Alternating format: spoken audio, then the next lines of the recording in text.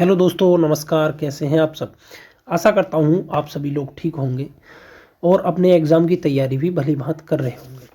तो दोस्तों, जैसा कि आप सभी के लिए पता चल गया है कि कल 27 तारीख को एसएससी जीडी ने जो अपना ऑफिशियल नोटिफिकेशन दे दिया था और कल से ही हमारे उसके जो फॉर्म भरने हैं वो स्टार्ट हो गए हैं।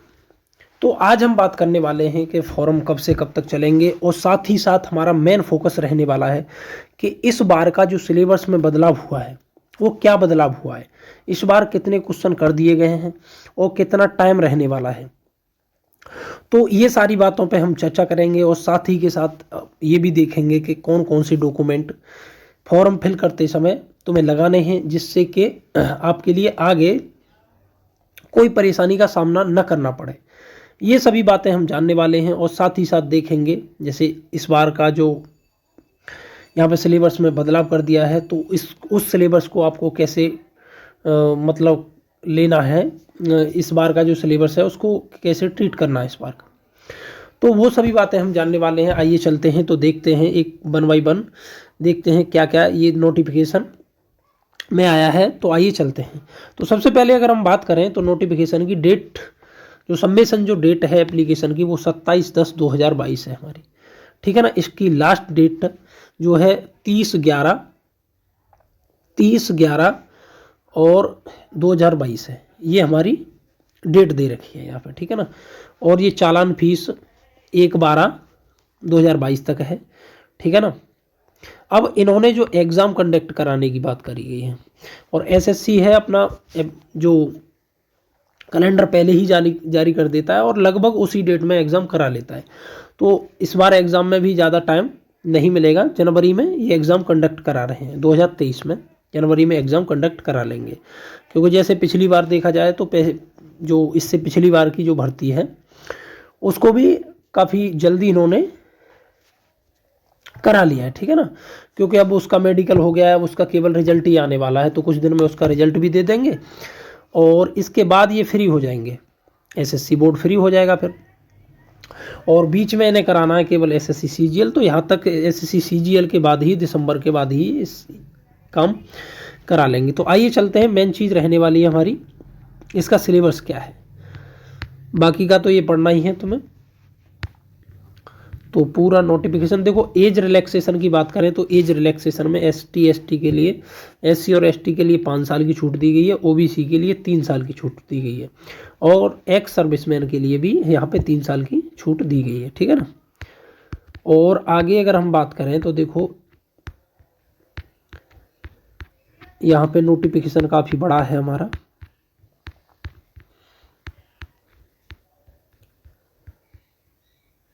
अगर देखो ये फिजिकल का मामला है, अभी तो आप टेस्ट दीजिए। फिजिकल में 5 किलोमीटर, फिजिकल में कोई बदलाव नहीं किया गया।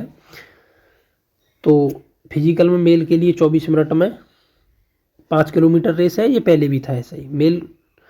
ये मेल के लिए इतना है और फीमेल के लिए 1600 मीटर 8.5 मिनट में। तो फिजिकल में कोई बदलाव नहीं हुआ है। अब बदलाव की बात करें तो बदलाव हुआ है हमारा इसका जो सिलेबस है। देखो सीबीटी 1 का जो सिलेबस है उसमें क्या हुआ है आप देख सकते हैं,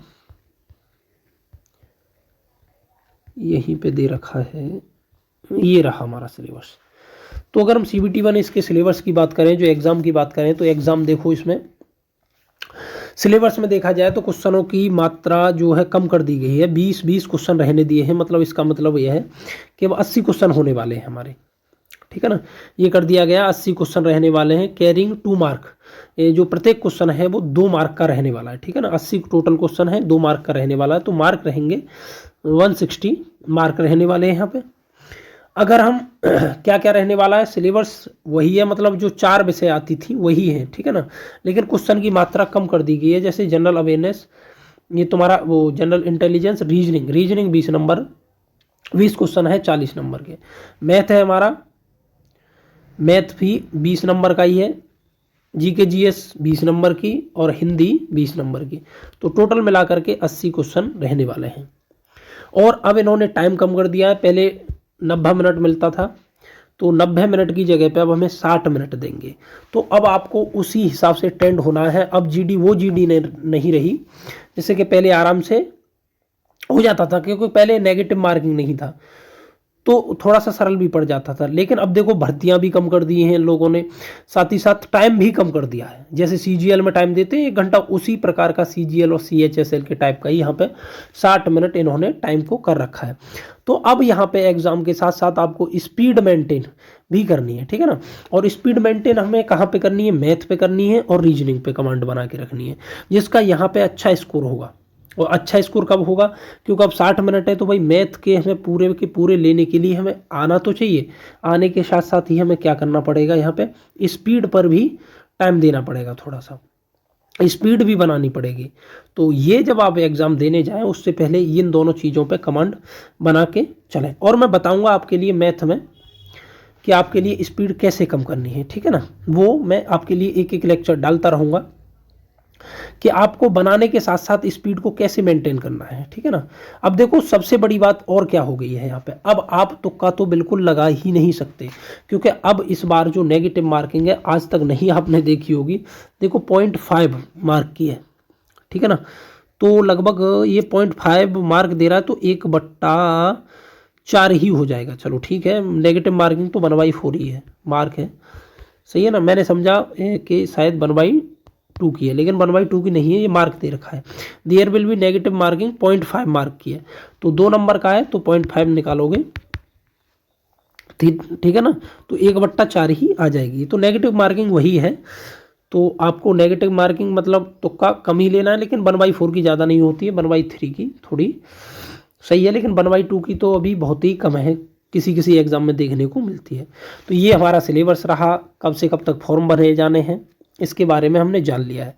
सबसे मेन चीज़ थी हमारे सिलेबस पर फोकस करना। अब हमने सिलेबस देख लिया, आपको उसी के अनुसार अब तैयारी करनी है बिल्कुल। साथ ही के साथ हमें स्पीड भी मेंटेन करके रखनी है, क्योंकि अब 60 मिनट है हमारे पास, और 60 मिनट के अंदर ही हमें ये सब चीज़ें समेटनी है, जिससे कि हम एक अच्छा स्कोर कर पाएँ और फाइनल कट ऑफ तक हम पहुंच पाएँ। ऐसा नहीं है कि प्री निकाल लिया उसके बाद फिर निकल गए मेडिकल में भी नहीं पहुंच पाए। तो ऐसा नंबर अभी से स्कोर करके चलना है कि जिससे हम फाइनल तक पहुंच सकें। तो आज का लेक्चर जो है इसमें हमने बात की कि देखो कैसे कैसे क्या क्या दे रखा है। तो लेक्चर को अंत तक ज़रूर देखें, क्योंकि काफ़ी जानकारी इसमें दे रखी है हमने। और अगर आपको हमारा लेक्चर पसंद आता है तो वीडियो को लाइक करें और वीडियो को ज़्यादा से ज़्यादा लोगों तक शेयर करें। अगर आपने हमारे अभी तक चैनल को सब्सक्राइब नहीं किया है तो चैनल को ज़रूर सब्सक्राइब करें। वीडियो देखने के लिए धन्यवाद।